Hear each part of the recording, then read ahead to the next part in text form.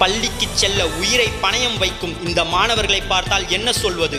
அரசின் அலட்சிய போக்கு என்று சொல்வதா, இல்லை எந்த அரசு வந்தாலும் இதே நிலை தொடர்வதற்கான காரணகர்த்தாவாக விளங்கும் மக்களை சொல்வதா? யாரை இங்கு குறை சொல்வது?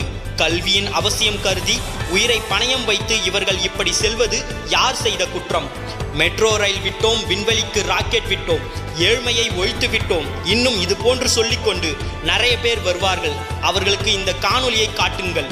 இன்னும் இது போன்று எவ்வளவு மாணவர்கள் தங்களின் எதிர்கால கனவை நினைத்து தங்கள் உயிரை பணயம் வைத்து ஒவ்வொரு நாளும் கல்வி பயிலச் சென்று வருவார்கள் என்று. மயிலாடுதுறை மாவட்டம் சீர்காழி தாலுகா மாதம்பட்டி கிராமத்தில் இருந்து கோணையம்பட்டி கிராமத்தில் இருக்கிற பள்ளிக்கு செல்லக்கூடிய இந்த மாணவர்கள் வெறும் மூங்கிலை கொண்டு அமைக்கப்பட்டுள்ள இந்த பாலத்தை பயன்படுத்தி தான் தினமும் பள்ளிக்கு செல்கின்றனர்.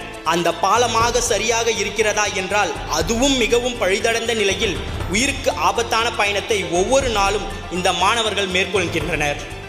சமீபத்தில் கூட இந்த பாலத்தில் உள்ள மூங்கில் முறிந்து ஒரு மாணவி கீழே விழுந்து அடிபட்ட தகவல் வெளியாகி உள்ளது. இந்த ஊரில் சுமார் 500க்கும் மேற்பட்ட குடும்பங்கள் வசித்து வருகின்றனர் என்பது குறிப்பிடத்தக்கது.